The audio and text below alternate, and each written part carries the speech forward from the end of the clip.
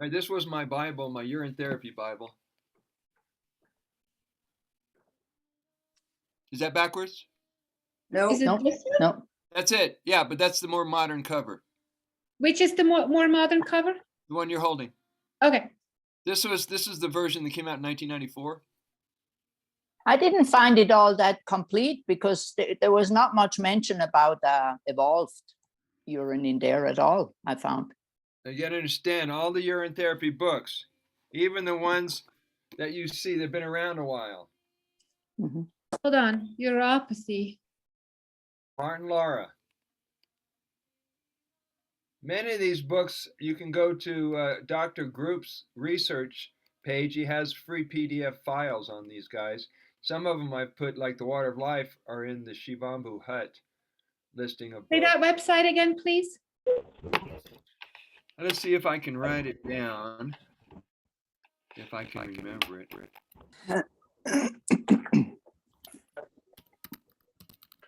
Research dot, it's either .com or .org. I don't remember. I don't know if that'll get you there. If not, you'll have to look up Dr. Group. Dr. Edward Group. So the reason that you don't hear, Monica, the reason you don't hear about evolving urine, and you don't hear about the belly button soaks, and you don't hear about a lot of things that I'm teaching and a lot of the urine therapy teachers today are teaching, because this is all they knew in 1994. Mhm. Right? Armstrong's book came out in 1944 and then republished in 1971. That's what they knew with the most current research and development. Okay, so you saw those two books. There's this book, The Hindu Water Cure. Mhm. This is 19.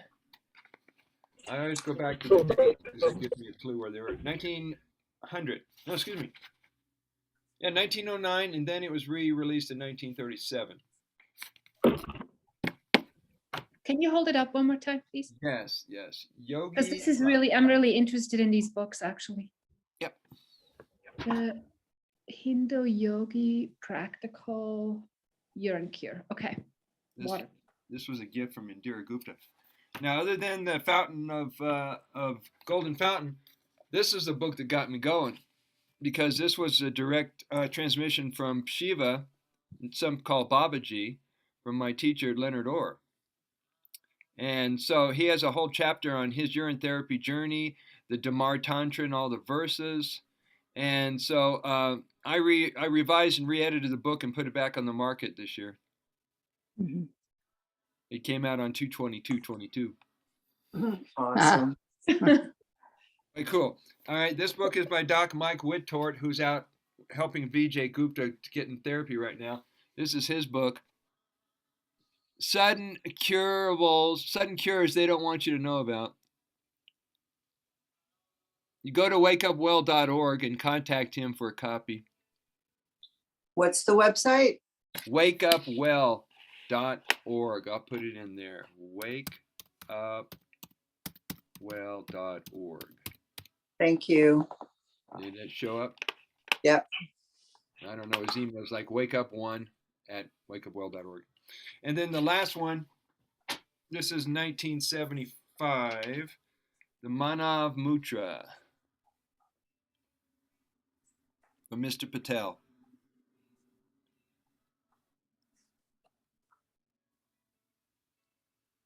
Now, the other ones you've heard about, right? Your Own Perfect Medicine by Martha Christie. And there's one by Beatrice Barnett.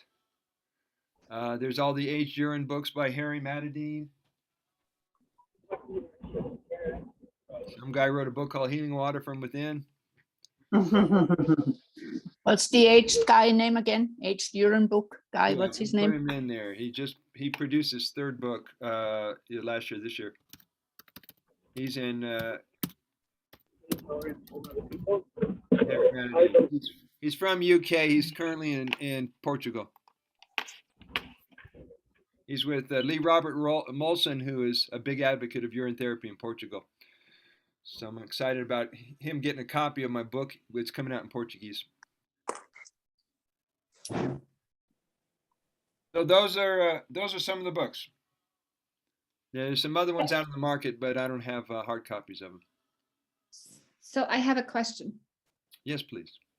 Which one is the one that I can use most as a reference for listing conditions and then giving it like kind of a protocol, a treatment protocol? Yes, either the Golden Fountain Okay, or the Manual for Urine Therapy Teachers. got it. Okay. Because what I did was I got permission from Cohen Vanderkroon to put in excerpts from his book. So I chose the how to create general treatment suggestions. Now keep in mind, he doesn't call them, what do doctors call them? I don't know, prescriptions? Whatever he calls, he says, use the word general treatment suggestions because these are suggestions. These are not like, you have to do it. This is not rules or dogma. And this is not, it also teaches people it's intuitive again. For example, if somebody has psoriasis of the liver, you're going to have them drinking, doing enemas, putting on compresses over the liver, doing massages. Now, after a while, when you see reoccurring themes between whatever the condition is, asthma, allergies, diabetes, multiple sclerosis, migraine headaches, whatever it is, you're starting to use your intuition. You're starting to see, well, there's some the basic ones that you're going to give to everybody, and then the ones that are specific for that particular condition. We love that picture with Curtis and his dog. How cute. Yeah, so cute. Elizabeth, did I answer your question? Yeah. Yes. Okay, good. Let's do a prayer. Get going here. Now we'll take a break at approximately 11:45. Here goes. This is from the manual, in case you want to see it. This is put in Tuesday. Well, I guess we'll call it a prayer. May all folks who come to urine therapy and to the Shivambhu journey learn the true meaning and value that AUT holds for them in their lives. May we learn how to master AUT, how to share it freely, how to guide students in their progress along their personal journey. May discipline and enthusiasm appear for those using this on the sacred water path that leads them to success, developing a unique way of working that transforms them and everyone. May your water of personal aliveness be a constant source of wisdom, regeneration, inspiration, consciousness, evolution, and well-being. So be it. Cheers to that. When it's right, it's right. So does anybody have something to share that they discovered or that they experienced in the last 2 days? Yeah, I share something. So I found this little, thing that you have to put up in your nose, like the spray thing. Mm-hmm. And I emptied it out and I filled it with my aged stuff. And previously at night, I would always have stuffed, sinuses. Like I would have to roll over and this one gets stuffed. And then after a while, I have to roll over, that one gets stuffed. So I've been putting that up for the since we last saw each other. And it's much better. Thank you. Good to hear. Did anybody either discover something new in using the protocols, or were you gutsy enough to introduce us to somebody new?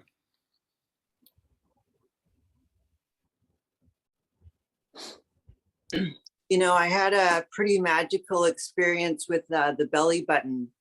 Someone had mentioned that it was very sacred connection, so that you should, prior to doing that, you should, do a prayer or just connect to, because it's mother and grandmother, ancestral, divine mother, Mother Earth. And so I went down to the beach and I was barefoot and it was just about sunset. And I did this little ritual thing. And just before I was about to put the cotton ball into my belly button, there was like an eagle that made this, their sound, and then it quit.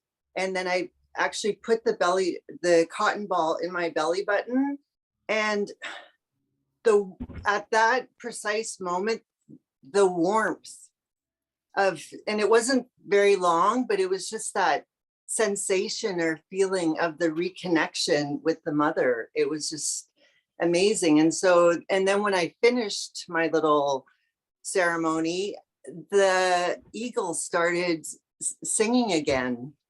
So it was pretty magical. So, yeah. I love stories like that. Yeah. It's a great confirmation how important the core of our body is, or that just happens to be where the belly button is. Yeah. Good. Thank you. Yeah, you're welcome. So did anybody tell anybody else the good news? Not yet. You will. When we get our little handbooks available, the little mini version of the healing water, I can't wait to hear from people out in the field that are walking around and giving it out in person. Here, read this book. It'll change your life. Here, read this book. It's about this miracle water. It's been around for 5,000 years. Here, read this book. You'll thank me someday. I mentioned it to my dad, who's 81. And yeah, he had an open mind, but not quite there. But, there's a lot to be said for planting seeds. Yes. And now, there are baby steps. Did I teach you guys baby steps yet? Okay, let's do baby steps. Oh, by the way, some people are not telling their grandparents what they're really rubbing on their feet when they give them a foot massage. Okay. Gee, that smells a little bit like piss. Oh, just humor me, Dad. Let's do some more. Anyway, baby steps is for people who are real newbies at this. They've never heard of it. You're just introducing the idea to them for the first time. You've already asked them if they can keep an open mind so that you can introduce a new idea to them. So the very first thing you'll want to do is have them collect some pee. Even that's a big step because they're used to letting them go in the toilet. So you want them to do this. These are baby steps. You know how small these steps have got to be. Have him touch the pee and notice they didn't get sick or die. Okay, baby steps, and we're dealing with a mind that may be fragile. I don't know. All right, baby step number 2. Have them dip their pinky finger into the urine again and lick it. That might be a leap for some people. We're building a new neural net, a new pathway to the brain. So we can, okay, step number 3, dropper bottle, right? You're going to fill it. This happens to be my 3-year-old. Step number 3 is to have them put a dropper full under the tongue.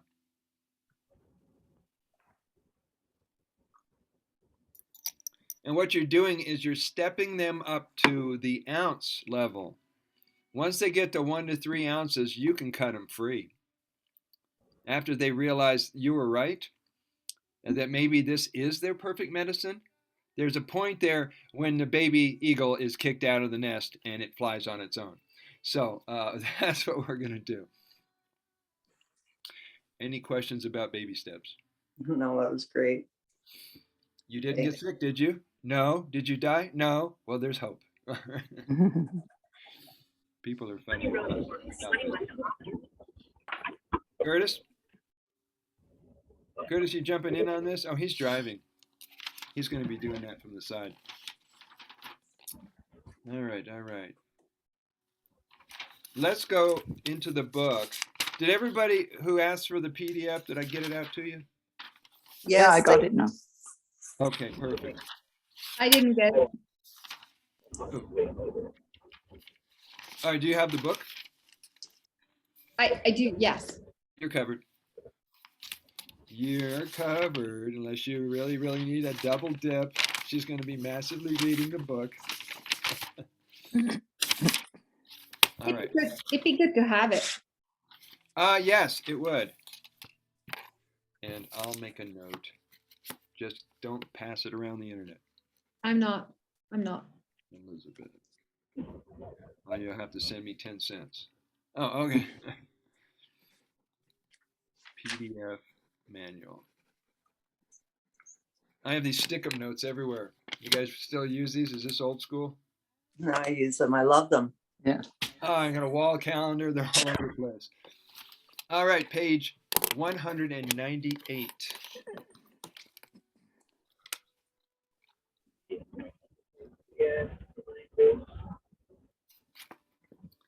This will have to do, guys, for my version of a PowerPoint presentation. I know that my assistant and other people going, I should look more professional and we should have a screen with the PowerPoint. So I hope you'll indulge me. All right, we're going to read from page 198. How far are we going on this? To page 200, and who would like to read this morning? Get your lungs working.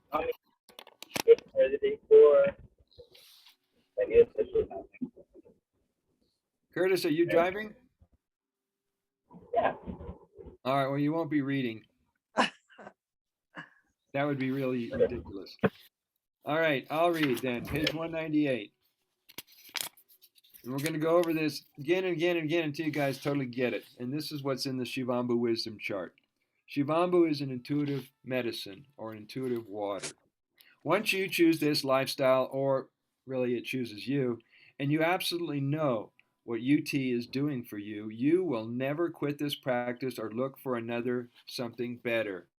And how many of those things came in and out of your life that you tried it and been there and done that and you just somehow gone, no, that ain't for me? You've had your share of those things in your life? Yeah. Yeah, I'm hoping this is the last you'll ever look at, but who knows where your journey's going.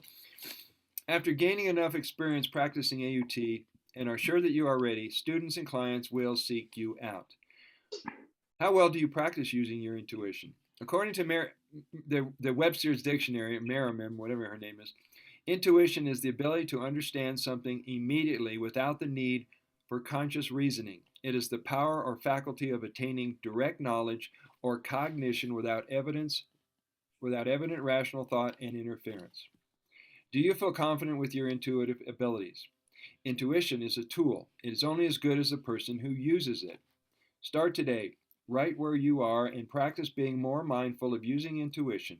Mastering the use of intuition along with mastering conscious breathing is not only pivotal to your well-being and your students and your clients, but also to everyone you know and will cross paths with during your lifetime. Take a breath. Why do you think I'm constantly bringing these to class? Particularly if there's a subject that's being addressed and you can feel everybody holding their breath.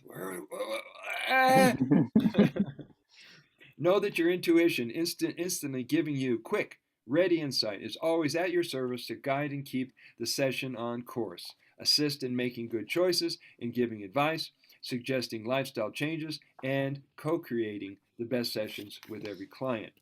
Remember, you are an instrument, bridge, or guide for your client to do his or her own work with your assistance and cooperation. Just a reminder, none of us are healers. We are healing facilitators. Did you ever get tripped up on that, calling yourself a healer? Yeah. Yeah, I'm always leery of people go, I'm a healer. I can heal you. Really? Take away my power. Sure, kid. All right. The sooner you work with not to remember you're an instrument in the bridge. Your work is not to save, protect, improve, or change anyone, especially clients. And I added this just in my notes. Your work is your work. Their work is their work. Do you understand? I know we all have this Mother Teresa thing going on where we want to come and rescue and save our brothers and sisters. Well, there's a way to do it without jumping into their pain and their drama. The sooner a client can throw away their psychological or mental crutches, concerns and doubts and fears, and take responsibility for their self-health care, the faster they will heal and grow. They always heal themselves. Most clients come to you out of desperation, have given up hope and faith in the medical system, and are looking to you and UT as their last chance to save their life, reclaim their health, and have any quality of life. You may at times, when being approached by new clients, feel like a first responder answering to emergency calls. I get these every day, so I'm we're well aware of it.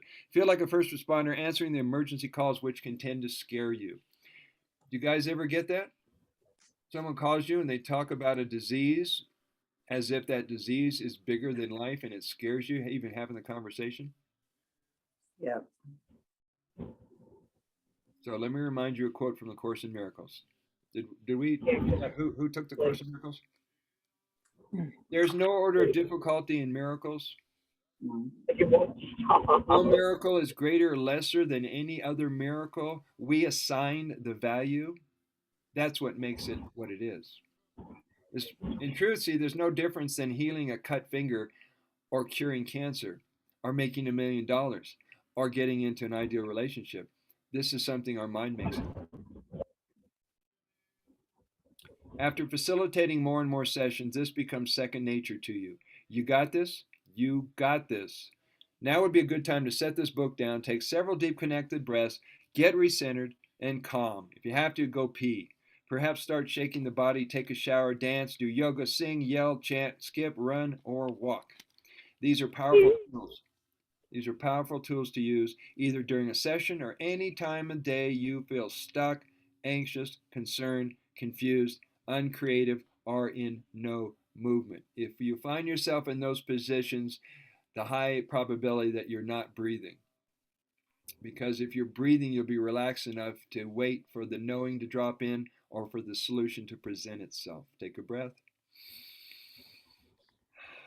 Keep in mind that on this path, we give a lot of thanks to the golden blood plasma water for constantly cleaning, purifying, and washing away impurities in body mind while leaving us feeling fresh, clear, calm, balanced, and sane. I always throw in sanity because a lot of us are in conflict. When you're in balance between what your heart is guiding you and what your mind is doing, and your mind and your heart are in balance, then you'll be able to handle every situation without having panic attacks. Any questions about that part? It's pretty clear. Good. Page 60. We're going to go a little more into saturation dosing one more time. I know I started to talk about it the other day.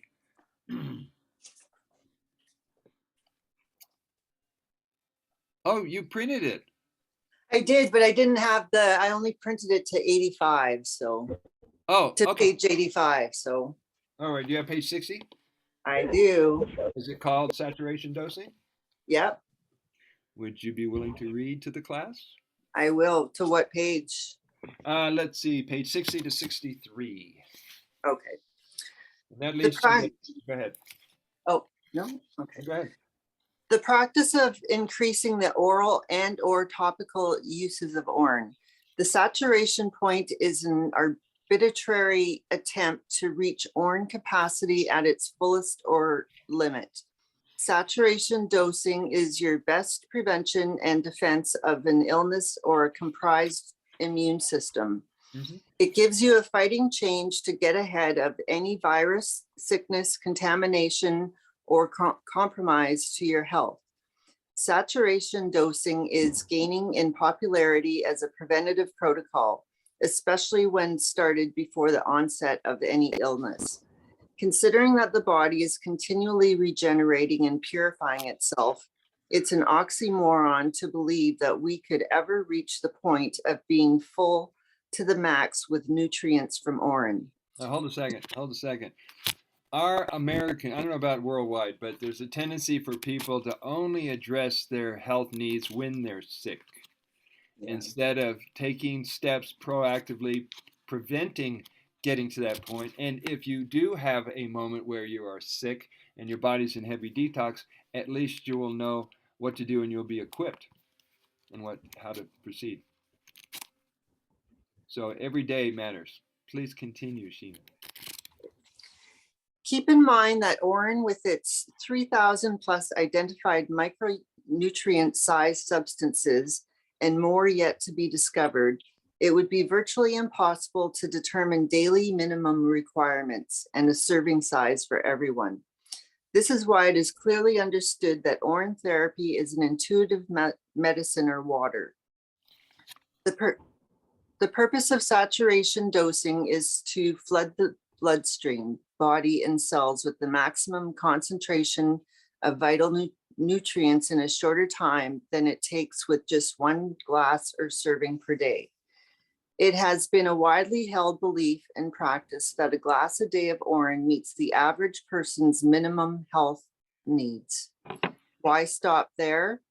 This may be the case for those UT devotees who have been drinking and applying Orin for many years, with addition of other health practices like fasting, fruitarianism, raw veganism, enemas, or colonics, qigong, tai chi, meditation, sun gazing, OMAD, 1 meal a day, exercise, daily conscious, deep connected breathing, clearing limiting beliefs, and getting lots of hugs and conversations that matter. Add massage to the list. Committed health enthusiasts who are continually using the UT protocols have gained an experience and a knowing with AUT that gives them great certainty in its healing power. Those just starting AUT using minimum doses are improving at a snail's pace, playing it safe, often not changing anything about their diet or lifestyle, and experiencing incremental health improvement. All right, now Sheena, there are people, and it happens every day around the world, there are people who have their first drink and they are wowed by it. Oh, I can feel the energy. Oh, my brain is clearing up. Oh, I can feel this, and this is healing, blah, blah, blah. And then the next couple of days goes on and they don't change their diet. So that was like a hit or miss. So that conversation, eventually you're going to get to that point. We're going to talk about the holistic model here in just a minute. Keep reading. Education and experience using AUT is a major influence and source of inspiration for the practice and results. AUT teachers or authors may not have taught them anything different. So now would be a great time to bring saturation dosing into the conversation with your water buddies. It's a great time for you and all students of this manual and of AUT to start practicing saturation dosing and or increasing what you are doing with Orin therapy until you have a direct experience of this protocol. Having the understanding and confidence in teaching this UT model to others will make a big difference for them. This choice brings days of feeling good and days of not feeling well, with varying degrees of feelings in between. To experience a quantum leap in healing and reclaiming your well-being requires discipline, motivation, courage, and faith in yourself as well as the process. How to begin UT saturation dosing. Start by putting aside all of your concerns about increasing the consumption of Orin. Trust the teachings in this manual and give 100% of your determination and energy into succeeding with AUT. Scheduling dates and times and designing a plan of action helps when you see it laid out on a calendar for daily and weekly use. Or print out something like this one below and write in the protocol details. Schedule date, time, protocol, or task, and duration of each protocol for each day of the week and month. Seeing this makes it real and inspires you to stay focused on the work and the goal of healing. Calendars can be motivators. Okay, let's stop right there. I am going to pull out. Did you guys get the calendar I sent you? An email? Yeah, I did, but Okay, hold on. All right.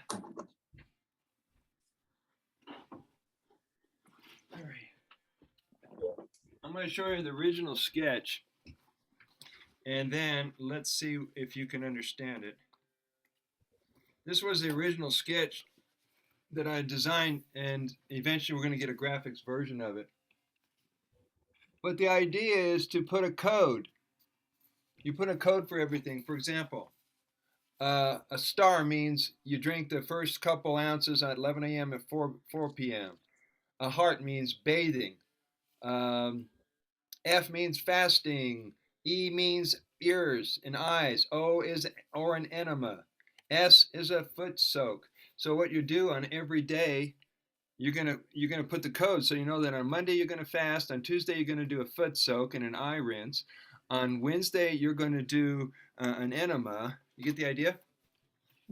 So you have it laid out in front of you, and you don't have to wonder during that day, what protocols am I going to do today? You have it laid out. Now, for the people who are doing challenges, like they're doing a 1 week urine fast, that's a challenge. They lay it out.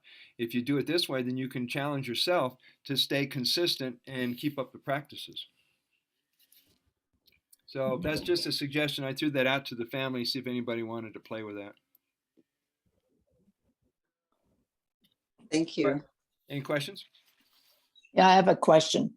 So with the healing, I don't know, it might be a little early, but does that apply for people that have been jabbed? Is there any hope for them with urine, Orin? Yeah, there's always hope for everybody. And since urine has ability, thank you. Since urine has ability to identify foreign objects, I'm not going to say what they are, but to be able to identify any invaders or any compromise to their immune system, its job is to bring in the antibodies and step it up and go after them. So if we have any concerns or any doubts, that can get in the way. And I'm going to tell everybody who does get the jab or does the booster shots that there's hope for you if you're willing to be proactive with this therapy.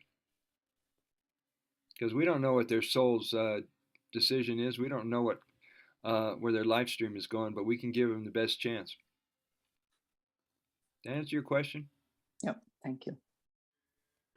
Have you tried it though with people? I mean, have you actually? Yeah. Well, I'd like to hear back from the field. Now, Dr. Gupta, Yeah. when Dr. Gupta went to the hospital the first time in the ER, they asked him if he had taken the jab, and he said no. And without asking, and he tested negative on the COVID test. But without asking his wife, who had medical power of attorney, they gave him 3 shots of Resdesivir and never told her. Then we found out, and it wasn't hard to figure out why he was having trouble swallowing, and he was spitting up extra mucus because that was on the side effects list of this drug. But his wife, ever since, for the last 4 weeks, we've been nonstop giving him urine baths, dropping it in his mouth, rubbing it in his feet, his belly button, everywhere, doing enemas with it. And he's been slowly but getting better every day. Even without the hospital staff knowing it, she would sneak in her 1-year-old, and Doc Mike brought in his 12-year-old, and that's what we were doing behind the door in the hospital. Any questions? Okay, let's go to page 32. Page 32 to 39. For people who want to know about, is there research? Is there evidence? Is there peer review stuff? You're going to get this question until they run out of that question someday. All right, page 32. Here we go. I'm going to read. Why not? All human beings drank their own urine while growing a body in the womb of their mother. In the natural biological heaven of the human reproductive process, inside the maternal womb is where the formation of our body took place. The first step was the formation of mother's cells, the heart, brain, kidneys, bones, basic organs, nerve cells that receives and transmit, and above all, the coordination between the sensorial organs and the incredible balance of genetic information, cell reproduction, and the bioenergetic stimulant. Inside the maternal womb, we are in complete peace, comfort, and harmony, preparing ourselves to come out to a new life in the exterior world. A human's perfect time on earth may be during the gestation period. Orin therapy is literally a gift from God or Shiva. It is a built-in part of our nature. There is no human on earth that has not taken his or her own Orin. In the first 24 to 30 days, we will start peeing into the amniotic liquid. Through the umbilical cord, the baby does receive special nutrients such as immunoglobulin, bleh, that's always a tongue twister, immunoglobulin and vitamins, but most of all, oxygen from the mother. When the baby reaches the age of 5 months, they urinate 400 to 500 milliliters each day inside the amniotic sac, and between 8 to 9 months, the baby urinates 20 to 30 times every 24 hours. 98% of the composition of Orin is water, and 1% is elements consisting of cells, filaments, and the other 1% is made up of thousands. We actually calculate 3,000 healing chemical substances in the form of ionic, electronically charged atoms. Now, I know nobody's actually addressed that part of that conversation, what these electronically charged atoms are part. I mean, that's the water, that's the vibration of the water. But we're always talking about the nutrients. Powerful substances found in milligrams that carry the genetic information and energy of what works well or not in the body. A fetus swallowing its own Orin is not only sterile and safe, it is essential for proper biological development.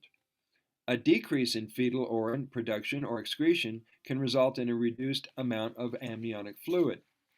The Orin that a baby produces in utero doesn't pose any risks even when the fetus consumes its piss.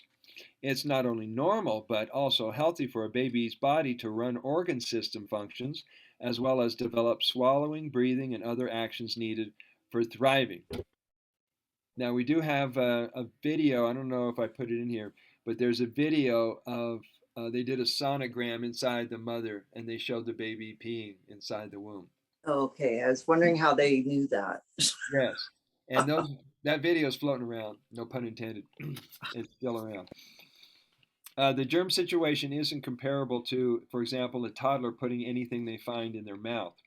While floating inside the womb in their Orin and amniotic fluid, babies open their eyes and can see light from the outside. Although the baby's eyes, quote, can see light starting around week 16, their peepers aren't fully formed until around week 20. The eyes first open between week 26 and 28. So for the people who ask the question, is there possible to keep the eye cup over the eye too long? You had your eyes open for like what, 28, how many more weeks before birth? That's quite some time. Their vision is rather blurry, but they can see and respond with a flurry of activity too. For example, bright sources of light like the sun or a flashlight pointed at a woman's belly. Thanks to pee getting in their eyes as their healing develops, babies can hear more than we realize. Their ears, excuse me. Babies are bathing their eyes in Orin and observing their water world with open eyes. While using this time to learn how to breathe and use their lungs, babies snort amniotic fluid filled with Orin up their nose. It's thought that they can smell food, too. We already have experienced drinking Orin through the nose from the beginning of our lives and just forgot, which might come back to you guys when you start trying it as an adult. Snorting it and drinking it up your nose. Mom getting outside helps a baby's eyes develop and reduce the risk of few eye disorders. When you drink or topically apply Orin, you take in your own free auto vaccine. Unlike any man-made vaccine, Orin has no side effects, harmful chemicals, or toxic materials in it. In other words, Orin is part of the beginning of life, and we literally grew up with it built into our nature. It is a wonderful cycle of life that should never be interrupted. Nobody can live without water. That's why water is a sacred element. Nobody can live without air. For this reason, air is a sacred element. Nobody can live without fire. For this reason, fire, including the sun, is a sacred element. Nobody can live without taking the Orin inside the mother. For this reason, Orin is a sacred element. The medical applications of Orin and its constituents have been tested, discussed, researched, and utilized to such an extent throughout the 20th century that it seems incredible that almost none of us, including the majority of our doctors and medical administrators, have ever heard anything about it. But again, the reason for this is not entirely a mystery. Even though the success of urine therapy was reported long before the 1900s, 20th century medical researchers, doctors, and public turned their interest away from traditional natural medicines. And we saw that in the early 1990s when they were trying to pass some kind of codex which would outlaw our ability to choose our own alternative protocols and medicines. You remember that? In the early 1990s, they were actually uh, ruining reputations of high-end naturopaths, and some of them they were killing because they didn't want us to take our power back and be able to have our own sources of healthcare. That was kind of a hint, wasn't it, Monica? Yeah, yeah. Something was Well, afoul. well, they kept trying that ever since, haven't they? They Not have. succeed. Yeah. They will not succeed, and even No. if they do, we've got the answer in our hand, Yeah, yeah. literally. Now, what I was teaching people the last 20, 30 years is if they decide to mess up our food supply, now would be a good time to go out into the wild and be able to identify plants and herbs and medicine in the wild. Tell you that your water is broken and you're not yet in labor, then they're going to say that you have 24 hours to get into labor. Curtis, mute your audio, Curtis. So I'm going to do it. Okay, thank you. Shivambhu and yoga are rejuvenating. This is from the former defense minister of India. AUT is a perfect medical solution for the millions of Indians who cannot afford medical treatment. I have been practicing it on multiple occasions. It is a profound medicine. Actually, it is one of the ancient yogic techniques called Amroli Kriya. Shivambhu and yoga is if practiced together, is very effective and rejuvenating. It was Prime Minister Morarji Desai in the 1960s who went on 60 Minutes with Dan Rather, and he publicly declared that he drinks his pee and that everybody should do urine therapy. He actually turned to Dan Rather and said, "Would you try it?" And Dan Rather, he got out from it by saying, "Oh no, this is something you guys do in India. I live in America." Woo! Bad call, Mr. Dan Rather. So, but you wonder why? How come the millions of people live in India aren't all practicing this? Yeah. Because there are those who watch television. There are those that are, their attention has been stolen away from some of their traditions. Which happens here with the Native Americans, how many turned into drug addicts and alcoholics. Orin therapy was moved out of the home and doctors' offices and into the oblivion of research laboratories where unfortunately it is being stored until the world is ready to hear about it. UT largely disappeared from public use at the turn of the 20th century. The knowledge of the therapy is currently hidden in medical journals and research reports that people and doctors in general never see. Orin ingredients are simply isolated and converted into unrecognizable medicines and cosmetics. This is why so many times you see the word urea in products, and skincare, hair care, cosmetics, beauty products. A lot of them are using urea, but they hide it under the word cobamide. There is a medical term they use, like cobalamide. I'll have to look it up. Cobamide. I'll have to double check it is. But it's basically urea, like Urine has urea in it, and a lot of skincare products, they have urea in it. But they may not say it on the label because they're using another word to disguise it. How clever are they? Again, the situation most likely the result of two factors. Modern medical researchers are primarily oriented toward finding strong, monetary, profitable chemical magic bullets to cure something, but not go to the cause of specific diseases, and not towards discovering natural medicines which augment the body's natural capacity to heal. Most medical researchers must answer to Big Pharma and are contractually bound not to reveal the results of their research until the research can become a profit-making medical therapy patented by the company who funded the research.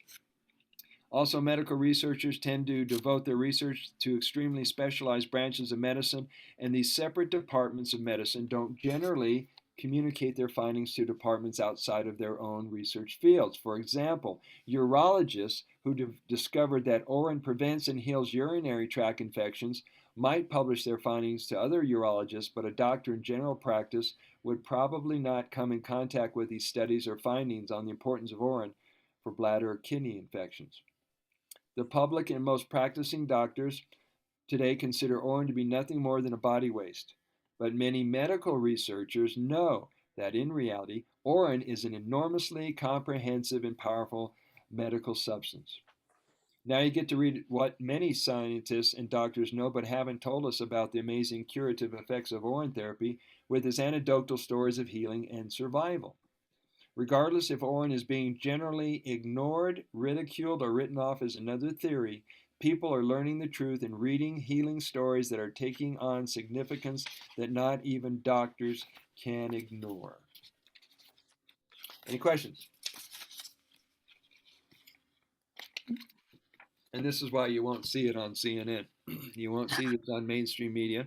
And it is finding its way into social media quite a lot.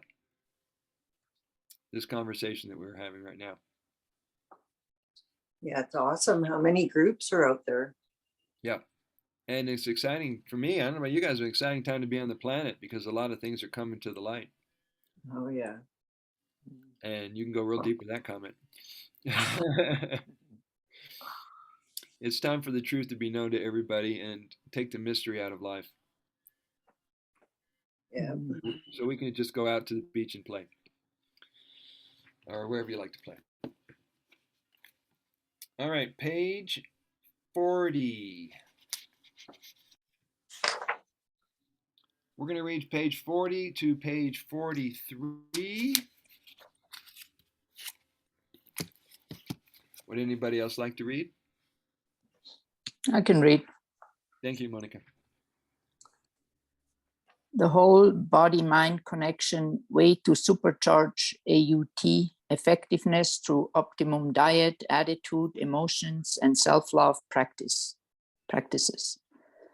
Why does UT work for some and not for everyone? Healing is more complex than just purifying or detoxing the physical body. Improving the diet, fasting, cleansing, right thinking, or mental attitude, healthy emotions, and spiritual practices increase Shivambhu's benefits and results. Health is a result of the balance of all four pillars that hold together the foundation of health that a client must achieve to produce permanent well-being. Understand? People who are miserable or self-destructive have much more work to do on themselves than do grateful, joyous folks. Self-motivated people do really well with Orin therapy. A well-trained or intuitively sensitive UT teacher will make inquiries into every area of a client's life in order to design a well-rounded program to accelerate, deepen, and rescue and secure results. Detailed questioning is more thorough than just advising client to do UT protocols and wishing them well. By taking the time to do follow-ups will bring added confidence and reassurance to the client as you work together as a team to change, improve, and save a life. Shivambhu is the gift of health. The human body requires a balance of all four pillars of health and wellness in order to achieve and maintain its health and longevity. The mental, emotional, physical, and spiritual aspects have to be worked as one team for vitality and energy to work at its optimum. Illness can occur when a person is only focusing on some but not all of these aspects of health and well-being. When making inquiries with clients, the compiled information will let you not only determine which direction to guide the session, but also how to make general treatment suggestions and and a program that includes all of these health aspects of health. What and how well we eat affects the color, smell, texture, and taste of Orin. Those people consuming a raw, vegan, or fruitarian diet tend to have clearer, tastier, and more aromatic smelling Orin than do meat, dairy, and processed food eaters. This also includes those using alcohol or prescription or recreational drugs. Orin is also affected by your state or mind of emotions throughout the day, especially during meals, snacks, or drinking fluids. Now, quick Reminder. Comment. A lot of people intuitively know that raw foods is one of the cleanest and most powerful ways to have a healthy body on the planet. A lot of people intuitively know that, but a lot of people who still have emotional attachments to their food because of their connection to their mom, connection to their religion, because whatever they got to associate with television, have a hard time breaking free of it, even though they have a sense or a knowing that raw foods is the cleanest and the best way to get fuel burned in your body. So when I start talking about being a raw vegan or try fruitarianism, yeah, I can hear people kicking and screaming because they don't want to give up their diet. They don't want to give up their meat and their potatoes and their fried foods and everything else. So that's something you're going to bump up against when you suggest people change their diet and their lifestyle. Elizabeth, Can you you're muted. You're muted. Try again. can you explain? Can you elaborate a little bit on fruitarianism? Yeah.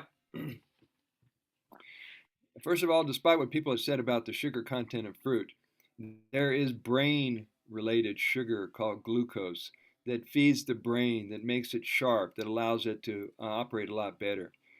And there's been a lot of talk. The people who demonize fruit are saying that side of it, but the people who are thriving on fruit have a different experience of it. Mhm. So in order to move from any diet to fruitarianism is going to require transition, it's going to require adjustments, and it's going to require a shift in your mind and how you've anchored food to be a certain way for you. Now, where I'm at with the food trip or the food journey is more of I could take it or live it. I could eat or not eat. I mean, you can get to a point where you realize that the nourishment that you're receiving isn't necessarily from what you chew and swallow or drink in your mouth. But there's cosmic energy, there's energy in the air, there's energy in hugs, there's energy in eyes connecting, there's energy in laughter and animals and pets and nature. There's a lot of ways you can nurture your body and get that kind of vitality. But as long as people still have given a lot of power to food, that's as far as they'll get on the food journey, and they'll still be in somewhat of food slavery. So fasting is a great way to take a break from obsessing about food, and so is fruitarianism. There are people who do 100-mile marathons, and all they do is eat fruit. There are people who travel the world, they live off air, they're called breatharians. So there's a lot of lifestyles that don't make sense to people, but yet these people are living that way. So you basically just eat fruit, raw fruit. Well, yeah, raw fruit, or I might have some that's been fresh pressed in juice. I like to eat the fruit that's in season. Right now, mangoes are coming back in, the golden honey, the Altufo mangoes. Organic grapes are going to start coming in town again. And the organic bananas and the papayas come from other countries, so they're here all year. Now, occasionally, I will admit this on an open camera, occasionally when my friends come by and we have a potluck in the community, I might try some of their food because I know, like Indira, she's an awesome Indian cuisine chef. So this is when I break my I break my diet and eat some of her food because she's Ayurvedically trained, so she knows which spices are medicinal. But typically, a fruit is my go-to. Fruit is your Question. go-to. Yeah, go ahead. Yeah, question. So you've heard of the, eating right for your blood type, that the blood type O is required to have protein, and not just any, but meat protein, apparently. I don't know. So what is your take on that? My take on that is that it's a belief system and a theory. And it's the same with people who say, well, if you're certain on a dosha or body type in Ayurvedic, if you're a vata, you shouldn't have cold food. So they always heat it up. They heat up their drinks, they heat up their food, they leave it out in the room until it warms to room temperature. I think the idea about eating for blood type is just another rule, because anything that causes you to have to be anxious about eating is going to stress you out. It's going to cause more harm than whether you nailed it or got it right or wrong. Does that answer your question? Well, I have heard of people that were vegetarian, vegan even, and their health was not good, and they started eating meat and their health improved. So right, there is some evidence that it might not be just a theory. Well, you have to dig deeper into their life. Did they change anything else, or was meat acting like a stimulant, so they felt like they had more strength and more power, and they were more present? It's hard to determine by just adding one element to the equation. Mm-hmm. And are you considering that right now for you? To do what? To Follow eat the meat? blood type. Follow the blood type Oh, diet. no. I eat what my body requires. Okay, and then there's another factor in this whole food equation, and that is knowing that you're immortal and knowing that you're beyond food itself. I mean, I've played with this for years. If I went out and decided to eat something that wasn't on my diet, I know it's not going to kill me. It was made in love, and I enjoyed it, and my body digested it. It was just fine, but I wouldn't make a habit of it.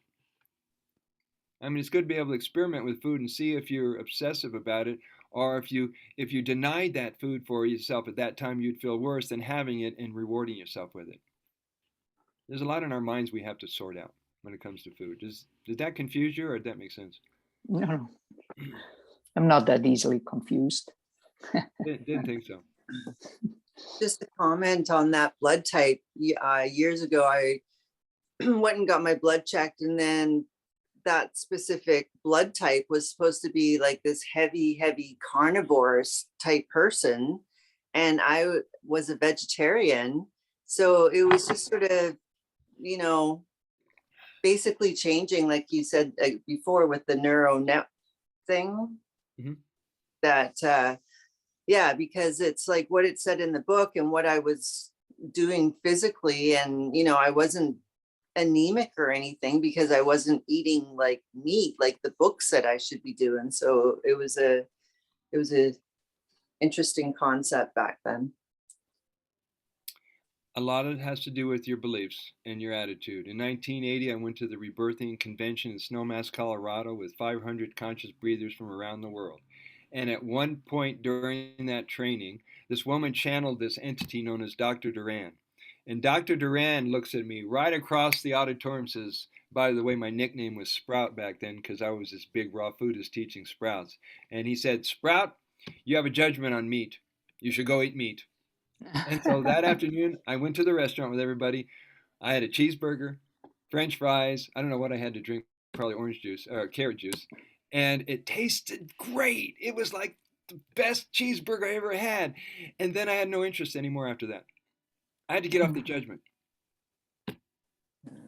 Did you feel like shit after, or did it go well? It didn't really change me well because I was in the presence of all these loving beings. But what I needed to learn was to not judge myself or anybody for their food choices. Mm-hmm. And that's a trap our ego gets in all the time. Mm-hmm. And I know people were having a tough time with, well, I'm unmasked and you're masked. I'm vaxxed and you're vaxxed. And you see how that split up humanity? And I really had to look at that closely when I'd go out in the stores and I went to places and everybody's like, they would pull back when I'd walk near them because I didn't have a mask on. And I realized, well, these are all people where that's where they're at. You can't judge them for their choices. Mm-hmm. So I hope that helped with the blood type diet. Mm-hmm.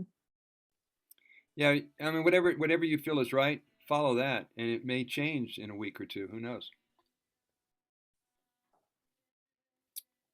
Okay. But it seems like Yeah. the UT tribe is definitely biased towards a non-meat, non-dairy diet, like the opposite of a Western price diet, for example. Mhm. It is, right? That's correct. Well, yeah, there seems to be a majority of them. And there's some that still eat meat. There's some that still have dairy, and there's some that still drink alcohol, and there's some that still smoke pot. Uh, I think it's case by case, but the majority of them have either done personal experimentation on their diet and found that it seemed to keep them stronger. And the beautiful thing about plugging into the social media groups and the urine therapy groups is they're very understanding, compassionate, and loving toward each other. Mhm. When you graduate, you get to go to the Telegram group known as the Golden Grads. And there's about 12 people in there, and they're on there almost every day talking back and forth and giving each other ideas and supporting each other's challenges. We did a three-way call last night, and we have a love fest every time we get on the call. Did that help at all? Yeah. We'll just keep digging until we, get clear on everything. There's no hurry. Curtis, welcome back. Thank you. Just at the midwives here. My girlfriend went in to get things checked out. Mhm. Good. Are you feeling positive? I don't know. It's not due for another 19 days, so Oh, soon though. Yeah. yeah. Mhm. He's ready to be a papa. Trying to multitask. Multitask, is it going to be a home birth or a hospital birth? Well, we would like a home birth, Mhm. but I don't know. We'll see how it goes today, what's happening. I have no idea what's happening. Okay. I've had the opportunity to be in a water birth. Oh yeah? In the beginning of the rebirthing movement, everybody was into our birth, brought up memories. The breathing, conscious breathing that you can do can bring up and stimulate memories from your birth and the feelings you had and the thoughts you had about what your parents were thinking about you, and just a whole lot of stuff that's running us today in our programming can be tracked back to the birth. And so what they started doing in the community was to have a galvanized huge tank in their living room, and the mother and the husband were in the tank, and the midwives and the doulas around the outside of the tank, and the baby came out and was underwater until it was ready to take its first breath, and then they brought it up. Oh wow. Yeah, And I think that's the way to go. That's my vision anyways. yeah, I mean, it's a great way to go from water to water before they are ready Yep. to be land, because we have gills. I mean, we're breathing in the water. We're like dolphins. Exactly. We were thinking about doing a dolphin birth. You ever heard of those? Mhm. Yeah. Yeah. So awesome. Yeah, is that Wait, doable where you live? no. We'd have to travel. We're thinking of maxing our credit cards and going somewhere. Hey, why not? The baby deserves it. So do you guys. Yeah. Wonderful. Did you catch some of the class this morning? A little bit. I'm gonna have to rewatch it. Uh yeah, I wasn't nearly as present as I wanted to be. Well, that's okay. You were a fly on the wall. You remind me of somebody who likes to drive and work out and they listen to audiobooks. Yeah. Wow, wow, wow. Okay, we're going to finish this part right here. All right, page 42. Orin is also affected by your state of mind or emotions throughout the day, especially during meals, snacks, or drinking fluids. You either get sick, I love this quote. Here's the two reasons people get sick. You either get sick because of what you eat or what's eating you. Mhm. And we're not talking about parasites. Normal pH is within the range of 6 to 7 with an average of 6.2.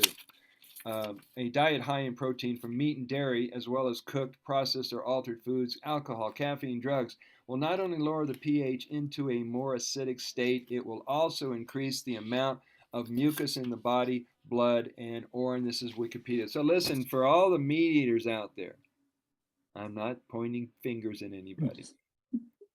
If when meat eaters did their homework and found out how long it actually takes to break down, digest, and go through your stomach and intestines, and they found out how acid forming, mucus forming, inflammation forming this meat is, not to mention the trauma that the animals have to endure while being killed and butchered, it also affects the vibration and the fact that a lot of people find worms and parasites in the meat at the stores. Would that change their mind at all? Probably. I mean, it's the same with the dairy industry because they homogenize and they blow holes in the molecules, so it's not the same pure milk that it once was. I mean, for a while I was doing raw organic milk, and that was the closest thing to it until I realized, why do I want it at all? And a lot of people say that Orin is their milk. So, sorry if I got a little political. I wanted to throw that out there. All right, page 43, and we're going to end up this chapter here. Anyone who is serious and committed to achieving their best health and do everything possible to reclaim their biological terrain, intestines, and mind. The daily practice of Orin therapy is only as effective in your self-healing as you are in cleaning up your diet, mind, and eternal world. Simply drinking and applying Orin will bring results, yet at a much slower pace when the body has to constantly do house cleaning from poor food and lifestyle choices, which is causing obstructions to vitality, strength, and energy.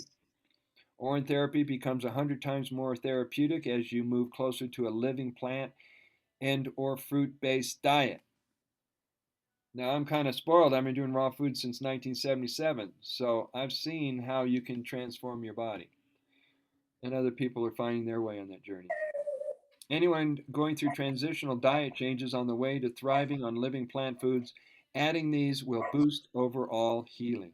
Consider including looping, drinking more Orin daily, frequent Orin enemas, fasting, massages, saturation dosing, along with much needed rest. Then you will achieve your health goals much faster. Any questions? Let's talk for a little bit before we take a little break.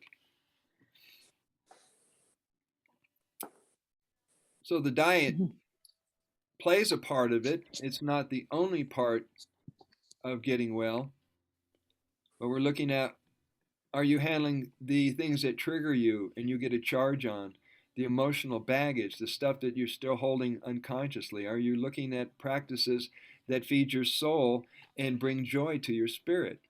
Are you doing things to clean up the things in your relationships? Overall, look at your life and you can see what area needs to be improved.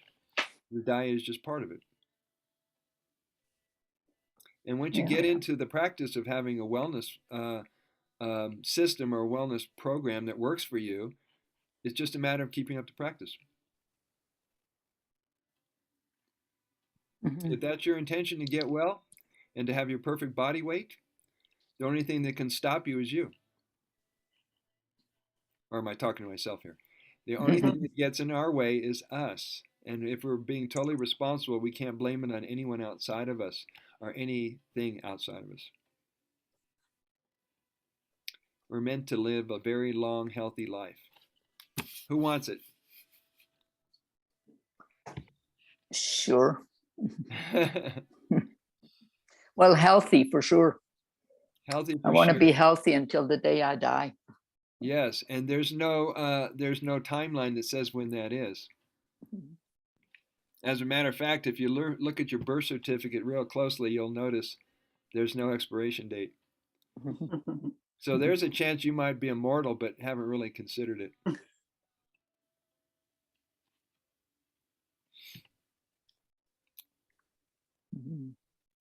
Breathe.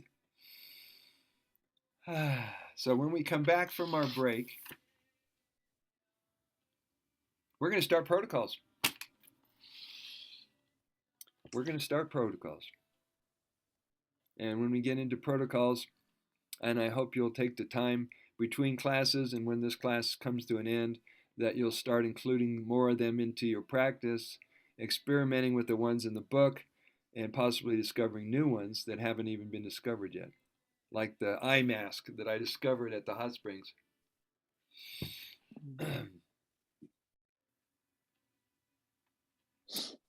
Okay, let's take a little breather. Yeah. It's either rebirthing online or rebirthing something or other. But yeah, I can hook you up to not only the foundation and the organization, but they're all over the world. I'm intrigued. The difference is basically it's creating a continual circle of air with the inhale and the exhale, so the rhythm continues. The in-breath is pulled up but not held in place, and the exhale is relaxed and not forced. And after a while, a complete circle of the breath is formed. And after repeating this pattern for 30, 40, 50 times, I mean, if you can do it for an hour, even better, the energy starts to build up and things start moving out of your cells and out of your tissues and out of your memory and out of your mind in a way that clears your mind without using your mind. You see, the mind doesn't do a good job of cleaning itself. And this is why people are always moving back to the elements: earth, air, fire, water, spirit. And breathing is a sacred element. And when you use it properly enough, you can not only clear your body, but rekindle your pineal gland and your ability to tap into visions. Was that like circular breathing? It is circular breathing, and it could either be in and out of the nose or in and out of the mouth. Because I was thinking about learning how to play the didgeridoo, and that was part of the things to learn. Yeah. Yeah, if you Cool. ever want to discuss it one-on-one with me sometime, let me know. Okay. I do. Okay, perfect. All right, you guys are all back? That's a great website, that urotherapyresearch.com. Yeah, so did you look at some of the books he's got listed there? Yeah, that's where I just went. That's a really good website. That's Dr. You know this guy, Dr. Group? Do you know anything about him? You know him? I know him personally. I know him professionally. We've had some great talks by cell phone. I was a fan of his for years. I saw him come out with all these nutritional products, and he has the Global Healing Institute out in Houston. Is he a chiropractor or what is he? He's a naturopath. Okay. And over the last 2 years, he came on really strong with urine therapy. And I hooked up with him and interviewed him. And we formed an incredible alliance where he's been sending students my way, and I've been sending clients his way. And he's got a YouTube channel, as well as all kinds of cool stuff: Telegram, YouTube, Instagram. What's the YouTube channel? Just type in Dr. Group and see if you can find it that way. GROUP. So he's not just about urine therapy, he's about other things too, or? I mean, he's developed his whole line of nutritional products. Oh, He's also a strong voice for the freedom movement, and he's been interviewed, and he's been on TED Talks. He's been on a lot of programs, and it was just a thrill and honor to meet him. And said it was an honor to meet me, and so we had mutual admiration going on. Yeah, look him up and reach out to him if you feel that you feel like you resonate with him.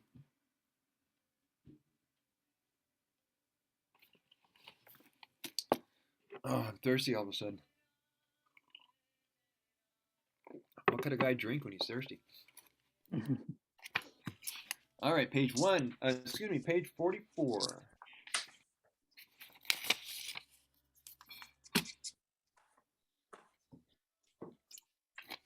Anybody recognize that picture on page 45?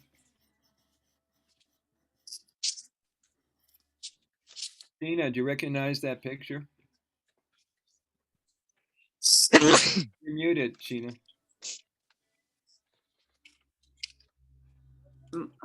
The Holy Grail. Monty Python. Nice one. Very good. All right, so we're going to start on page 44. We've got another hour and 10 minutes of class. And would anybody like to start us off, or I will? Any volunteers? I will. Okay, thank you. Yeah, okay. Chapter 7, UT protocols, introducing saturation dosing, sip looping, and new protocols discovered between 2019 and 2020. Warning. It is generally not recommended to combine Orin therapy with the use of prescribed chemical, allopathic medicines, or recreational drugs. The combination may be dangerous to your health. Why take the risk? Wait 1 to 2 hours before or 30 to 60 minutes after eating or taking medications to consume Orin. Begin with the topical or external applications of AUT until you are free of all medication if possible. Orin therapy protocols. Shivambhu is a Okay. free. Yes, Elizabeth. Can I interrupt? What about when people are taking supplements? Is that interfering? No, it isn't. Particularly if it's food-based supplements. If it's an Okay. isolate, that's a whole nother thing. But I don't think it's not going to interfere with the use of supplements. You could actually take it at the same meal, but just for the sake of giving it a chance to do its job, you might want to wait a half an hour on either side of it before you start doing oral or topical applications. And what's the reason behind not combining it with meds? Because then you're basically just getting too much of the med? The body's going to interpret it as an invasion. Oh, okay. If it senses that it's a compromise to its immune system, to its structure, it will go after it. Right? So instead of creating a detox or a die-off situation, you want to let it start to break apart and get into your system before the urine decides to neutralize it, alchemize it, and clean house. And that's the beautiful thing about how things start to change chemically in the body, because when the brain no longer has the need or the craving for those unhealthy drugs, the addiction drops off. One day people go, I just have no interest in doing that drug anymore. That's what gives them the willpower. Without it, your willpower gets overridden by the drug and people just keep going. So you can actually, so if somebody is on antidepressants, right? You can start doing it as long as you observe these time limits. Mm-hmm. And then what you're saying is, in some people, they actually then can wean themselves off, because it's really hard to come off antidepressants. So is this a way to get off them easier? Mm-hmm. Oh, really? Okay. Plus, because of ingredients inside the Orin like melatonin, serotonin, oxytocin, DHEA, magnesium, B vitamins, et cetera, they're going to be a lot calmer. And if you're calm and relaxed, you may not be depressed. And you may not feel the need to take it that day. I think the internal changes is what's going to guide people to make those changes. So what about women who are on birth control pills? Because I mean, that's not something they can stop. Then basically you get too much of the hormone, because we all know it gets into our water supply. Mm-hmm. Are birth certificates healthy choices? Birth control, are they healthy choices? No. All right. No, it's not. No, of course not. I'm not saying that's a good thing. I'm just wondering about, I mean, that eliminates a lot of women. Well, if they feel the need for birth control because they want birth control, they're going to continue it, but at least the rest of their body's going to have a fighting chance to stay strong. Are you wondering if the only thing is then you recycle the chemicals. I'm not trying to be difficult here. I'm just trying to. It's a good point. I've not had this conversation. I think you end up getting too much of the birth control pill, because you're like, I mean, especially if you loop. Yeah, you're talking about getting reintroduced back in the body. Yeah. That's with the antidepressants. I mean, we all know they end up in the water supply because people pee. So right.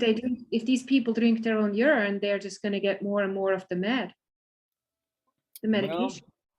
I'm sorry, this might not be of interest to everybody else, but No, No, it's a- yeah, no, it's very interesting. it is of interest to me because Mhm. that eliminate, what about, I mean, a lot of women are on are on some form of birth control pill. They take a shot or they take the pill, they have an IUD. Right. Now, some of the naturopaths will tell you that it comes out in the urine, but it's used by the urine to be able to create the antigens and the remedy for it. But I'm Okay. stumped. I don't know how to answer this question. Yeah, I don't know either. I mean, wanna be now that I'm honest with you, thinking I don't about know. it. Let's shoot a question out to Dr. Group. Well, and an interesting thing with the birth control is it's actually is made from horse urine. Pregnant Yes, you're mare. right, you know. Yeah, but that ain't the only ingredient. No, but it's a main one, no. You're right. Unless it's a synthetic. I don't know. I mean, I've never taken it, so I don't know. But I mean, a lot of my clients are on birth control pills. Sheena, do you have a link you could send? No, I'll look into it though. But you know, years ago when I went on to the birth control, as soon as I started, like my hips went like boom. Uh-huh. And I'm like, what the hell like is going on? And yeah, because of it's got the horse hormone in it. So that's counteracted in my body or whatever. So yeah. But no, I've never really looked into it, but I will. Yeah, because if it's going to come up for Elizabeth and for us, it's going to come up for a lot of people. But you're also saying that topical we can start on anybody. That's what you're saying too, right? Mm-hmm. Okay. Yeah, but you're not interfering with the oral application by doing it topically. You're still giving strength to the body, Yeah, yeah. Yeah. you know. And I would definitely keep it around the pelvic area as well, around the abdomen and around the lower back. The topical use. And you have actually seen addicts, I mean, recreational drug addicts, not pot. I'm not talking about pot, but like you've seen cocaine and Heroin. heroin. You have seen heroin addicts get off. Mm-hmm. Mm-hmm. So they started while they were still shooting up. They started while I was still shooting up. They started to get some help. They were going into recovery. Okay, got it. Yes. Right. And so they went through the transition and the adjustments until they weaned themselves off of it. But they did break free of the addiction. And I've seen they didn't end up on methadone or what's morphine the other or thing whatever called? they give them. Yeah, it's the drug to get off the drug. Yeah, exactly. So you're saying these people, you know, people that actually got off, like clean, Mhm. versus end up on methadone. They didn't get on methadone. I've also seen it happen with people who are quit smoking cigarettes. Okay. People who got off alcohol. Yes, there are people who got off pot. One guy admitted he got off his addiction to pornography. I mean, that's all really impressive, I have to say. Mhm. Yeah, This stuff is hard to kick. yeah, and there's hope now. Mhm. That's very encouraging to hear this. Not only to say it, but also to hear it back. So you're saying in terms of supplements, when they're food-based, they're okay, but like all the synthetic vitamins that people swallow could be a problem, right? It could be a problem. Now, I was a nutrition consultant to major health food stores for several years. And by talking to the reps, you get one answer, but if you talk to the manufacturers, you get a different answer. And I found out that a lot of things on the label aren't everything that's in the ingredients. Mm-hmm. There's a large percentage that are isolates, synthetics, parts of a plant, not a whole plant, being sold as the perfect vitamin. Yeah. And so, like vitamin C, you take the vitamin C apart, you don't have the bioflavonoids, you don't have the rest of the deep nutrients that come with the orange. And so these people have to mega dose in order to hopefully absorb any percentage of it. And the kidney has to clear it all. Has to filter it out. Yep. Okay. So we have choices to make. Okay.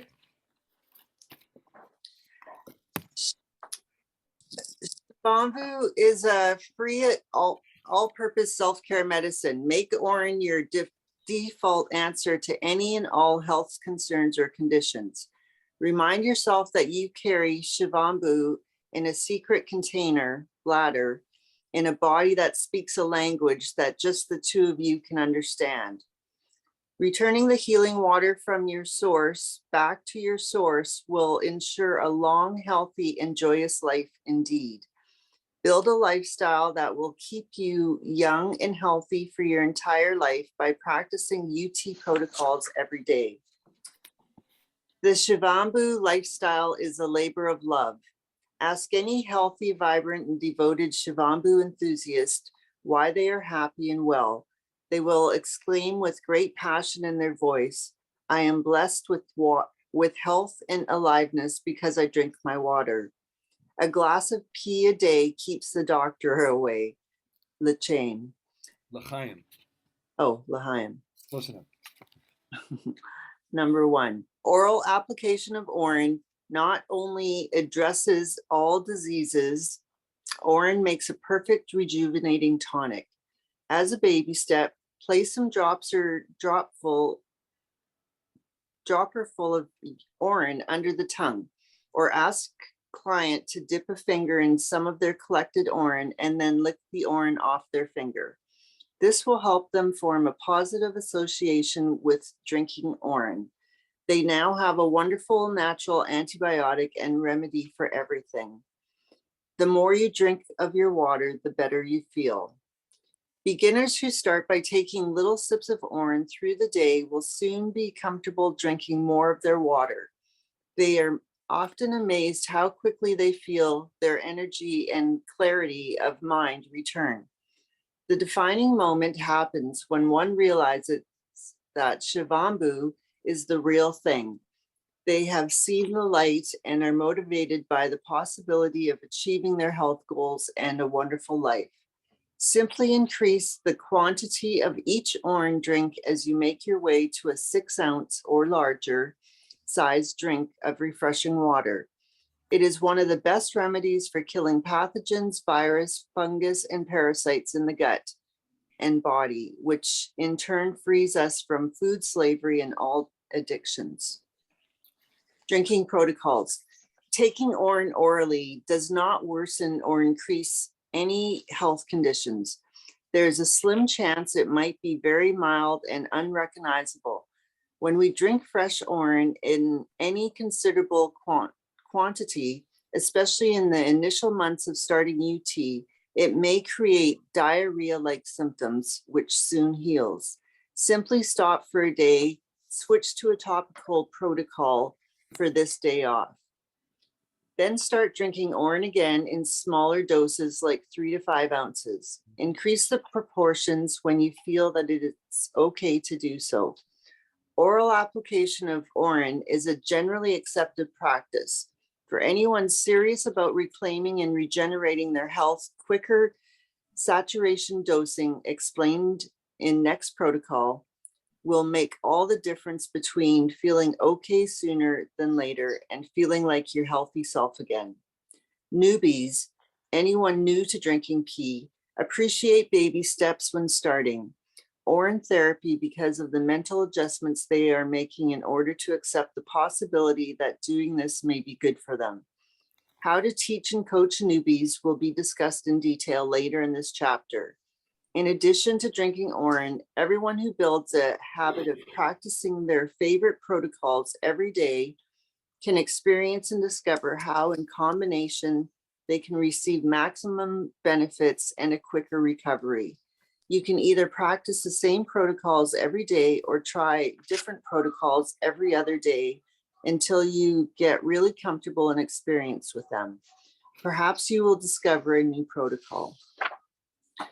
By practicing and mastering the protocols, it becomes easier to introduce and explain them to others. With a lifetime of confusing misinformation and ridiculous food rules with its dogma, no wonder why so many are obsessed, neurotic, addicted, and anxious about what and how to eat right for their body. Taking a break from eating, known as fasting, based on family, society, religious, medical, media programming around food, eating by the clock, or not learning how to know true hunger from emotional or psychological hungry, gives you a mental vacation from concerns and anxiety about food. Sheena, I would Yes. also add to that list not chewing well, overeating, or eating too late in the end of the night. That also affects your digestion and your ability to sleep better at night. So take a look at the portions you put together that you call a meal. Take a look at one of the things I learned from one of my mentors is that he won't eat with anybody because everybody was asking him to talk and he wanted to be with his food. So some people like to eat alone. So these are good things to look at. Are you overeating, eating too late? One of my teachers said that if you eat and combine more than 4 things at a meal, it's a recipe for disaster. One of the worst inventions on the planet because of, if you studied, did I talk to you about food combining and the chemistry and composition of foods? Well, I recommend you Google either a food combining chart or chemistry and composition of foods. One of the worst recipes on the planet is called a sandwich. Because we got carbohydrates and protein and starches, and some people throw in fruit, who knows what, and then the sauces and the dressings. And I wonder how many people feel acidosis and belching when they eat these kind of foods. That's another thing to look at if people are still fighting to eat meat and dairy. Do you have gas and bloating? Or does it go down really well?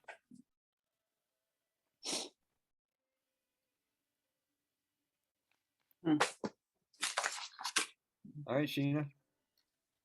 Freeing the mind from worry about nutritional needs, medicine, healing, and creating the energy and strength for health and aliveness liberates you from obsessiveness around food, medicine, and all external forms of nourishment. This is where you come in and sensitively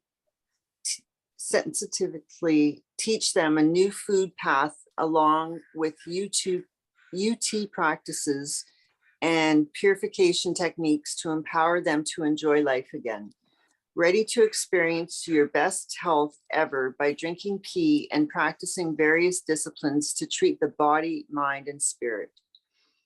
Now it's time to grab your free personal custom-made medicine and get the most benefits possible from Orin therapy. The joy in return to good health by drinking your pee starts right here and right now. Go take a whiz, then collect your water in a glass jar, cup, or bowl. Take a breath, give thanks for what you are about to drink, and for Orin delivering every vital nutrient when it is best needed for restoring your health. Enjoy. Before going into the details with the client and teaching the protocols, here are some basics to learn before giving consultations and guiding sessions or suggesting applications for any illness. Beginners drink 1 to 4 ounces of fresh Orin in the morning or split up throughout the day. The Orin can be pure or mixed with juice or distilled water. Advanced practitioners drink 4 to 6 ounces of Orin every morning or any time of the day for 1 to 2 months. Work up to drinking this amount 3 times a day.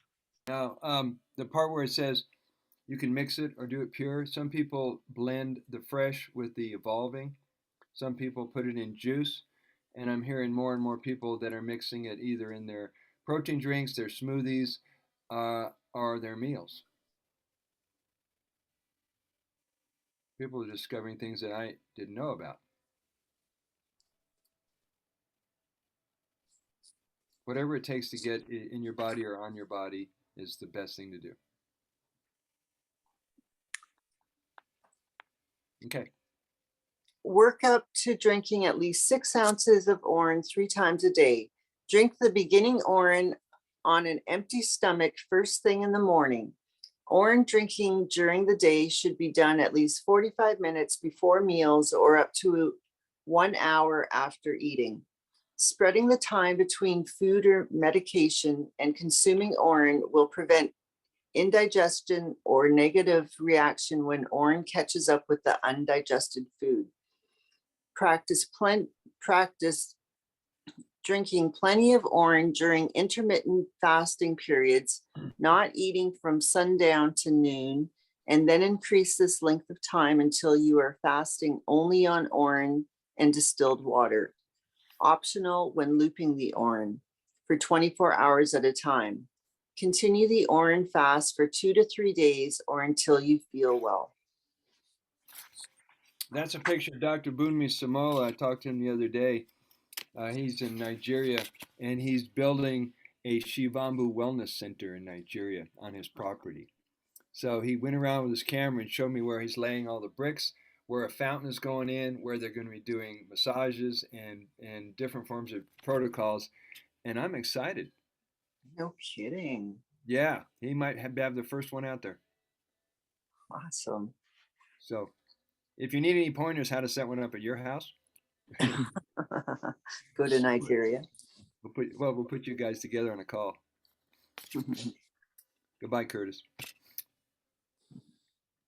Okay, we're on page 52. 52. Okay. Evolve. Some call aged or maturing Orin will be explained in detail later in this chapter. Orin for 4 days and try drinking 3 or more ounces on an empty stomach any time of the day. Using 4 days as a measurement to determine Orin to be aged came from a theory by John W. Armstrong, author of The Water of Life. Drink 2 to 4 ounces of fresh Orin every time you get a craving for the substances you abuse, especially food. Find how simply drinking Orin when you get hungry can curb the appetite and take the hunger sensation away. Has anybody noticed that when you got that hunger feeling and you had your water, that hunger feeling went away? Yeah, for sure. And what does it tell you? Whatever It your has a body lot was of asking for, you gave it to it. Yeah. Some people, and I figured out one day that what was the rumbling in my lower belly, it wasn't in the stomach. I don't feel hunger in the stomach, but it was in the lower intestines, the sigmoid area. And I simply ate a banana and a couple of dates, and the hunger sensation went away. And after looking deeper and tracking it, what I discovered is that the body is working on contraction and expansion, the peristalsis in the lower bowel. But the mind had interpreted as, oh, I need to put something in my body. I must have food because I must be hungry. And so the Orin took care of that. The banana and the 2 dates took care of that. And my suggestion is next time you find yourself in that situation and you feel inclined to have something because you feel you're hungry, start off with a small portion before you gobble down a whole bunch of food, because you may discover that it didn't really take as much as you thought you needed. For all you researchers out there. Do you agree with Armstrong about 4 days? Yes and no. Like I said, a lot of the authors, including myself and Dr. Rosalind Hansen, either channeled these specific lengths of time or they made it up.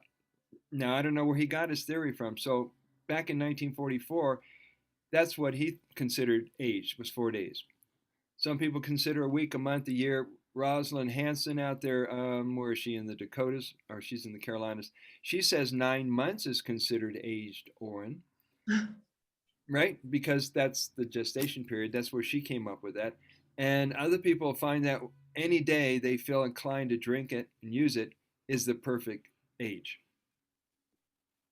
So it's subjective of what you consider the best time, the framework, the timeline on your Orin. I have some that are 3 years old. I've met people that have 12-year-old, 20-year-old.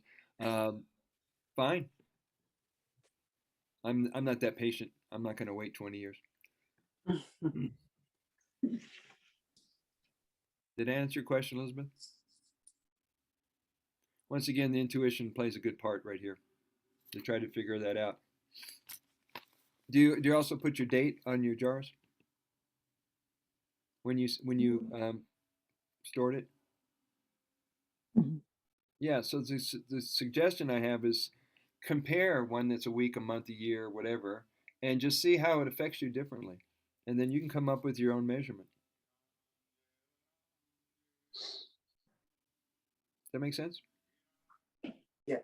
Yeah, we are our own research. We are our own explorers in this journey of our water.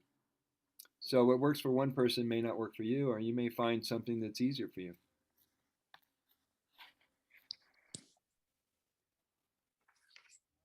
All right, Sheena, we've got another. Fertility.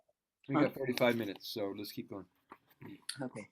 Fertility. Trying to get pregnant. The best and safest method is to start Orin therapy for 6 months before trying to conceive and use it moderately during the days that you're attempting to conceive. You can use Orin diagnostic tests to determine when you're ovulating and when you've conceived, and you can gear your use of Orin accordingly. The use of urine therapy during pregnancy.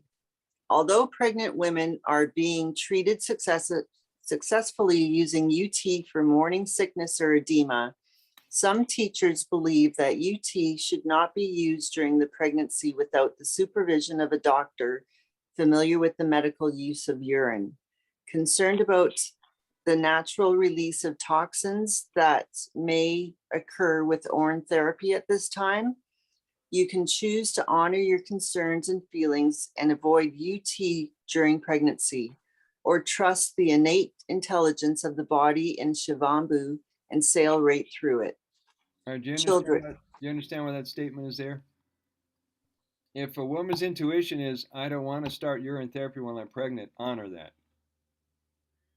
I mean, I'm not going to convince anybody when and how to use it. I'm just going to show them how to use it, and give them testimonials. I'll give them as much as they can take, but ultimately they have to decide if it's right for them at that moment.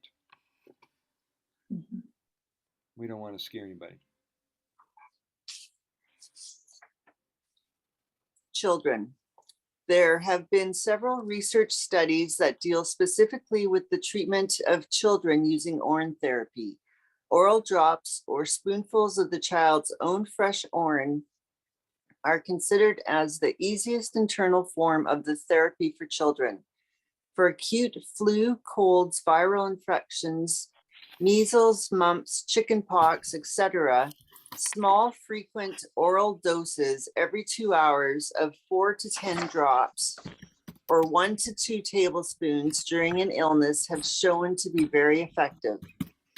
For allergies, the research studies indicate that several drops of fresh orange should be given orally before and after meals containing allergenic foods or when allergic symptoms are present. If the child agrees to eat only raw foods, especially fruit, during a healing or cleansing period, the results will be quicker. This eating lifestyle will keep children from experiencing the unpleasant symptoms of a headache, nausea, gas from acidosis, or poor food combining, constipation, and inflammation.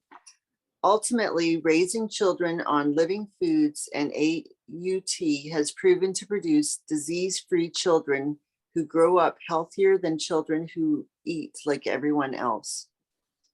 Navel soaks are excellent for treating allergic reactions. Another very effective method is to prepare a homeopathic dilution of the child's Orin to use throughout the illness or allergy attack. Collect Orin at the onset of symptoms and begin UT protocols immediately. As the body begins internal cleansing at its deepest level or greatest threat to its well-being, symptoms of an illness may temporarily increase immediately following the first few doses of UT, but in all cases, these symptoms dissipate within 24 to 48 hours. For ear infections, fresh warm Orin drops in the affected ear can give excellent and often instantaneous results Repeat as needed. So what I put in the chat feed there was adult urine works just as well for the children. In a lot of cases, if the kid is not willing to collect his own pee, you can use yours. Until they start getting results and going, I don't need mom, I can handle that.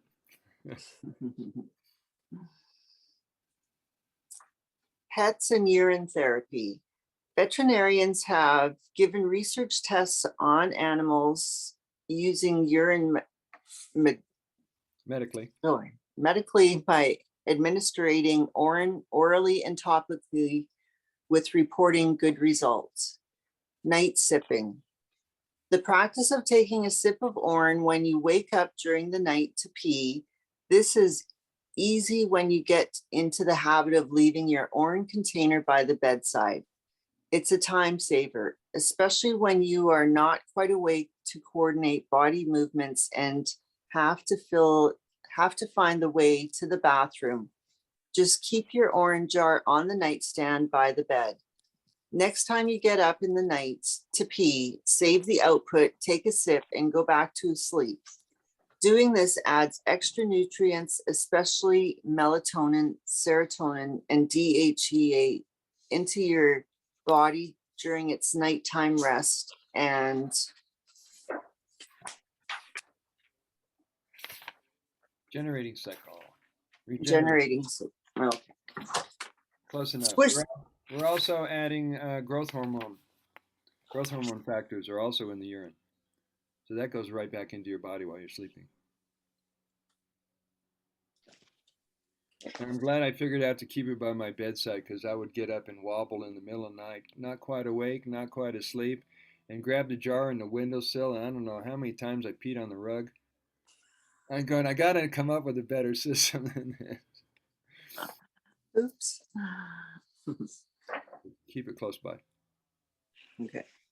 Swishing or gargling. This protocol prevents bacterial overgrowth by cleaning away any toxic buildup in the mouth, tongue, and gums. Pour Orin in the mouth and swish it around teeth, gums, and tongue. Hold a mouthful of Orin for a couple of minutes. Swallow, gargle with Orin several times a day or every time you pee or think about it. Gargling Orin is good for a toothache, tongue, gums, throat ache, and all ailments of the mouth. And would also include bad breath. Pulling. This is similar to coconut oil pulling. After gargling and swishing Orin, after the Orin around the mouth, hold it in the mouth for as least for 5 minutes and then swallow. Looping. Looping is the practice of repeatedly drinking Orin for the entire day. By looping Orin, you gain the benefits from the recycling and refiltering of the dense micronutrients, reproduction of trillions of new stem cells and antibodies. When eating while looping, it's less stress on the body to eat foods moderately that consist of living foods and or fruit. The advantage of... They also have high water content, chlorophyll, and enzymes. You don't find that in man-made food or cooked food. They have to have a strong life force. The best fruit is the ones that the tree or the plant gives to you freely. When I lived in Hawaii, it was a lot of free fruit. A lot of mangoes, a lot of papayas, a lot of avocados, lemons, because people had such an abundance. They didn't want it to rot on the ground or have the bugs or the wildlife come eat it. So they would tell all the neighbors, come get as many avocados, as many mangoes as you can carry away. So that's fun about living in some tropical places.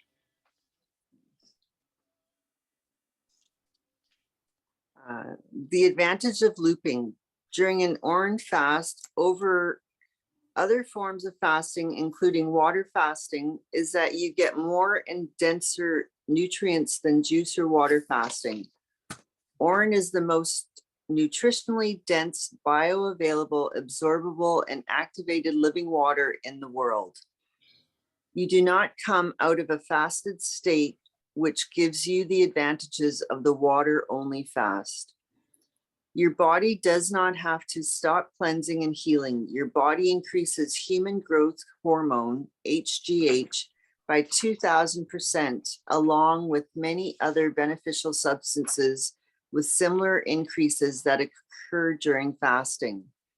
Every human being has already been drinking and looping pee for most of the 9 months they are in the womb, growing in a water world filled with piss and an amniotic fluid. As a baby, you naturally drink pee into the space you are floating in and drink or snort it down again. Round and round it goes. If, according to the medical system, urine is waste material, as we have been led to believe was true, then after spending 9 months drinking your pee, snorting urine, floating in urine, and growing a baby body in amniotic fluid, every baby would be born sick or dead. Sip looping. Taking a sip of fresh urine, or as much as you can comfortably hold in your mouth, every time you collect your water is called sip looping. Some consider this sip of pee as a dose or serving size of their medicine. This is a great way to make and keep the commitment to achieving radiant health by supplying the body with what it needs to heal you on a regular time basis. Instead of wondering if you met the body's nutritional requirements by drinking urine, sip looping will cover you. Does sip looping, a term coined by Doc Mike Whittort, a veteran UT therapist of Chicago, remind you of time-release pills that folks would take to get well? This is the brilliance of sip looping. Pee, sip, wait for it, pee, sip, repeat. It's a no-brainer. Even a newbie can do sip looping, and after learning this UT protocol once, they are set for life. As your body gathers all the energy and information it needs from what you ate, what's eating you, any comprising in your systems or functions, your emotions, and how you are managing your energy. It masterfully blends the perfect elixir of immortality for you to drink, and in the most perfect timing. Combining sip looping during fasting, a water or juice fast, or when eating raw foods or fruit creates a better environment for the functions of the body's absorption, assimilation, and elimination systems. Be sure to save the entire urine output from the day. This supply adds up quickly when you're practicing sip looping. You will be using this collected supply for all UT protocols. Begin storing and evolving half of this precious water supply to use in the coming days, weeks, months, or years ahead. The other half of the supply will be used in the practices of your favorite topical protocols. So for people who are concerned about how expensive their water bill is every year, I've not used the toilet to pee in I don't know how many years. So I'm not flushing, except when I got to do number two. So it's that alone is interesting. I mean, we're saving on consumerism because we're not spending a lot of money on man-made products and skincare and vitamins and supplements. So you can put that money into something else, and you're not using as much resources. You're not using as much water. There are more and more people I hear that don't even bathe in city water. They'll bring their water, their golden water, into the bathtub, give themselves a full-out massage, and wait till it dries up and leave. They don't even use city water. So it's however you find your way back to the water and your lifestyle and how things are going to change for you. The things that used to be your go-to may not stick around for much longer on your journey. I find myself going to health food stores since I worked in so many of them and walk up and down the vitamin section to look at the museum of old historic figures known as vitamins and supplements. And some of the folks who come to these classes, I don't know if it's you guys, they'll tell me they got a whole cabinet or a whole closet in the kitchen full of vitamins and supplements, and they don't know what to do with it. I said, you have a choice. Use it, trash it, give it away. Yeah, I've purged twice now with all my products. So you've downsized a whole lot? I downsized. I got rid of it all. How about all the books that you were hauling for many, many years? Right. You can see how we're able to simplify things. Yeah. I gave away all my sacred raw food recipes. I was a big raw food chef for many years. And I gave away my recipe books. I gave away my raw food books that were my mentors' actual books because it simplified my life. I didn't need to go to them to get information and ideas. So my life has gotten simple and simple.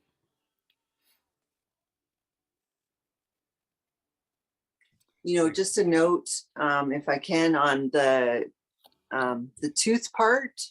Yes.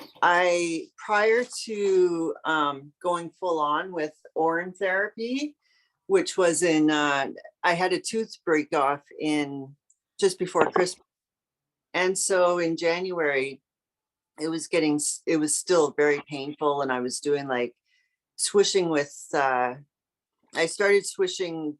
I was doing all these protocols with clove oil and salt water and, all this magic stuff. And then I started with Orin therapy, and still at one point, I actually went to the dentist here to go and see what he thought I should do about. And he said either pull it or do a root canal. And he wouldn't have a appointment available for 2 weeks. So I started seriously doing the Orin therapy with the gargling in my mouth. Yeah. And my tooth is so much better now. And yeah, there's no pain. It's just amazing. You got to keep it. I got to keep it, broken and all, but it's in there. Very nice. Very nice. But what I'm thinking of doing too is because he did an x-ray. So before I leave where I'm staying right now, I'm going to go and get another x-ray and see if he actually notices any difference within my mouth. That would be a fun moment. Right? Yeah. So. Did you have to take any mercury out? I did that years ago. Okay. Anybody here on the screen still have mercury? Okay, good. Yeah, you're going to hear more and more about people who've done things that were amazing that the doctors had no way to explain. You go back and all of a sudden you threw away your glasses, or all of a sudden your hair grew in thick, or your skin condition cleared up. And the doctor doesn't have any way to explain it because they're not trained in urine therapy, and most doctors are not trained in nutrition. Matter of fact, they only need like 2 hours of study of nutrition in order to be a physician in the United States. And that explains why they don't bring it up when you come to see them. Just change your diet and drink your pee. You don't need me anymore. Goodbye. You ever heard of the Chinese barefoot doctor? The Chinese barefoot doctor only got paid as long as you were well. If you got sick, you can't pay him. You don't have to pay him. Because his job was to make sure you're well.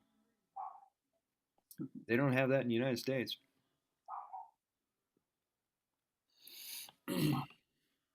Any questions?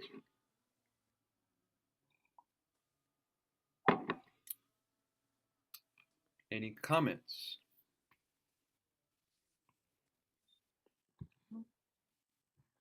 Let's read a little bit more and then we're gonna. Did you want to say something, Elizabeth?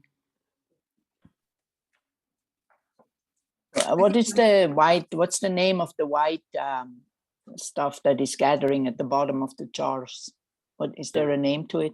Yeah, huh? It's either a concentration of white blood cells or stem cells. There is no no contaminant name. There's no names. The people who see it floating often relate it to the kombucha mushroom. What was that thing called? That starter mushroom? A Scooby. Scooby. Excuse me. Bless you. So yeah, people see that, and some people still are taken back when they notice that their evolving Orin takes on a darker color. or takes on a reddish tint. I've been trying some of Indira's 3-year-old, and it looks black and it tastes like soy sauce. And Indira was feeding that to her husband, but nobody had a talk with Indira about her terrible diet over the last 3 years. Too much salt and other things that she's put into her diet. So at some point, I'm going to have a good talk with her about that. But Doc Mike's 12-year-old tastes like coconut water. Is he a vegan? He's not a vegan. We went out to eat at an Italian restaurant, and I had a custom-made salad, and he had salmon. I don't know what the rest of his diet's like. All I know is that's the first time I ever ate with him. He eats a lot of salads. So some people say to have it in the sun. What does that do to it? You want to? Well, they're energizing with the solar power. Mm-hmm. I mean, people have tried everything from putting a crystal in the bottom of the jar, leaving it in the sun, hanging a pendulum on the top of it, putting it under a copper pyramid, putting on a Nikola Tesla plate. They've tried scalar energy. They tried putting into a near infrared sauna. It's powerful any way you look at it. So can you hear me? Yeah, just fine. So if I do a massage, when you do your massage on somebody, are you wearing gloves? I'm not. You're not really? Well, when I know the person, that's one thing. But I like to be able to. I mean, I've been a massage therapist for 42 years. There's something to me about skin on skin, the contact and the energy. Plus, when you do an Orin therapy on somebody else, you're getting it through your hands. So it's mutual beneficial. You understand what I'm saying? I do. I've been wearing gloves so far because, I have one patient after another. I wasn't sure if I could get the smell off in between patients because I don't use the urine massage on everybody. Are you using silicone gloves or? Yeah, the vinyl, the non-latex surgical. Yeah, pop them on. Yeah, right. those kind of things. Yeah, just whatever you feel best about. I'd say do that. Okay, I mean, but you actually have done it not wearing gloves, right? I haven't used gloves. When I was working on VJ every day, several times, I'd put it on my hands, I'd put it on his feet, I'd put it on his legs, I'd put it on his stomach, and put it on his head. And I realized that I was receiving the benefit as well as him. Okay. But you know him, right? So. Yeah, I've known him for 28 years. Exactly. I mean, I wouldn't want to do that with necessarily every of my patients' urine. Yeah. Okay. Yeah, it's an intuitive thing. Like I've been doing a lot of massage and reflexology during the COVID fake-demic thing for the last 2 years. And word got out in the community that I was one of the few people touching people. And so I have been nonstop slamming practice for the last 2.5 years. And the folks that come in with a mask on and the folks that admit, okay, I've had 2 shots, I've had 3 booster shots, right? They give me that kind of information. I don't, one way or the other, they're going to give me that information. I start doing my prayers of protection. I do energetically work on my field so that none of that jumps into my thinking or into my body, but I don't hold back from touching them. And I've never caught any shedding or any die-off or any illness from that. A lot of it has to do with our attitude and our approach. And if you feel safer and better using them gloves, by God, use them gloves. It's not right or wrong. Yeah, for the urine, I do. I mean, otherwise, I don't. Yeah.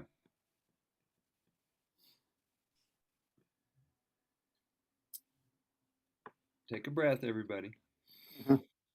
Hey, can you explain this? I know I asked you last time, but I didn't get a clear picture of it. When somebody's deficient in minerals, how does the body produce it if it's deficient in the first place? How is it in your pee then? Well, first I have to relook at that suggestion that was given to you that something was missing, that you're deficient. I mean, you don't know that you're deficient, and some doctor, some medical person says you're deficient. So we have to rely on what he's saying to be true. So what the Orin does, it's got information and understanding of the original blueprint of perfect cells. So what it's doing is filtering the nutrients out of the blood. It's not taking it from the food, it's taking it from the blood, and then it's creating the perfect combination and the perfect medicine for you. Is what it's doing. Did I answer your question? Yeah, I'm just writing it down now. There's magnificence that's going on here. It's more of a miracle to me just to see how people would just A, they would miss it, but B, how the body is so intelligent. It knows what you need at the time. And we don't necessarily form an association with that. Maybe the body's running the show. And if we would slow down our mind and slow down our way of eating and programming, we'd be more tuned into the body's guidance. When you don't feel like eating, don't eat. You know, without the parental voice coming in your head going, oh, it's that time of day, you should have lunch, breakfast, dinner. How many times did you just didn't feel like eating and you pushed food away? That's when you're fasting. By the way, every time you're not eating throughout the day, you're fasting. I figured out one day that if it takes you an hour and a half to consume solid and liquid food, that still leaves 22 and a half hours of the day you're not eating or drinking anything. So theoretically, you're fasting 22 and a half hours of the day, and theoretically, you're a breatharian 22 and a half hours of the day. But people don't think of it that way. So if you ever wondered if you could be a breatharian, you're one every day, but you don't look at it that way.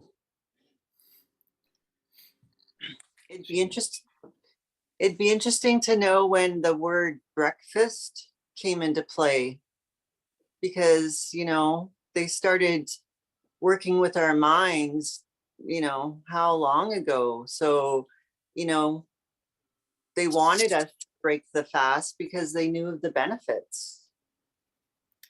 Yeah, and was it special interest groups of the food industry that pumped that propaganda at us? Yeah. I went to shop at a store. I don't know if you guys have King Supers in where you are, or Safeway. I mean, I'm in King Supers a lot because it's close by where I live. I pick up my fruit and juice and stuff. And here comes an announcement on the loudspeaker. Join the breakfast challenge. Start off with a healthy breakfast. We have a good selection of cereals and coffees, blah, blah, blah. I'm going, my God, they're doing subliminal programming when you're shopping. And they've been doing that our whole life, but nobody was paying attention. Yeah. It's the same when you go to movie theaters during the previews. We get all these subliminal messages, and here comes the popcorn and the cola and the couple who would love to be together. Wow, they're good. Yeah. So that's part of breaking free from all that nonsense.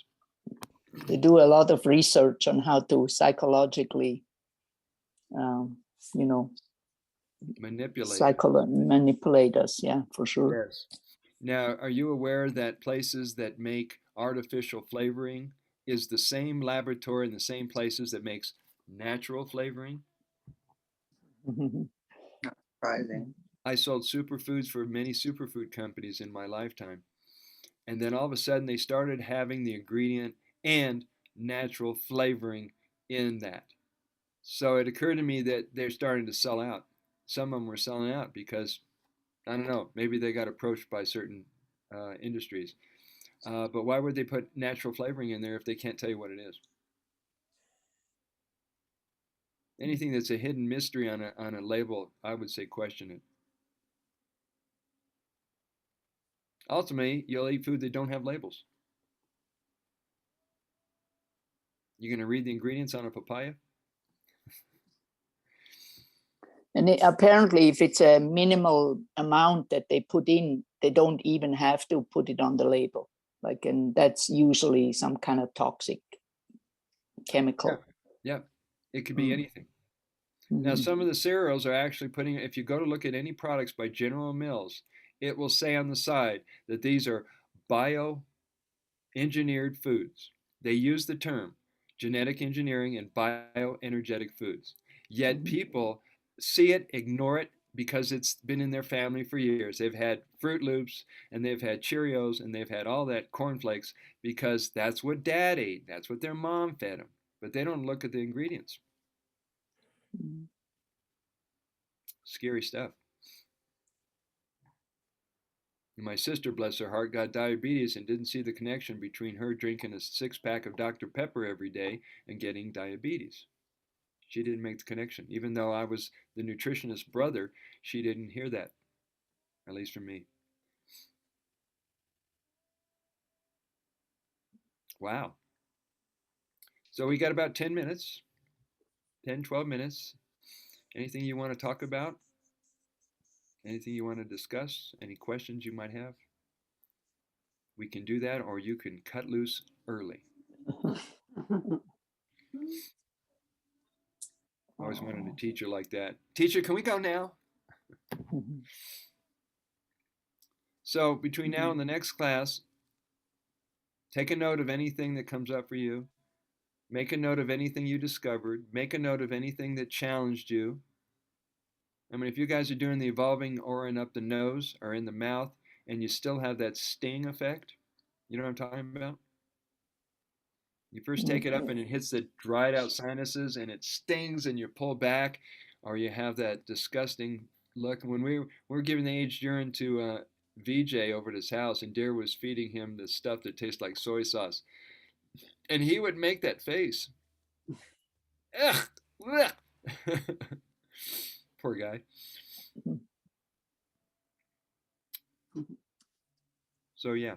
So anything you want to talk about on Monday, bring that to class. If you ran into somebody and they had some concern that you couldn't answer, bring that to class. Or anything that would be helpful on this journey. Sheena, thank you for reading today. Oh, thank you. It made me feel like I was back in school again. I haven't read out loud in years, so You did good. A couple of words you stumbled on, but not a problemo. When the class has been published on YouTube, everybody will get a copy of the link. So you can go over things you might have missed or share it with people.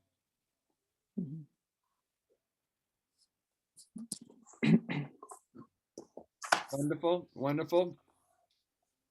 Now we're working on the booklet, so when that booklet comes out, I can't wait to tell you guys. I'm so excited about that. Oh my goodness. I get it together with Melissa. Monica, did you want to say something? No. No. Wonderful. How's the weather where you guys are? Because here we got snow coming our way. It's overcast now, it's sunny. Oh, really? We're in Boulder, Colorado. Let me turn off the recording so I can talk freely here.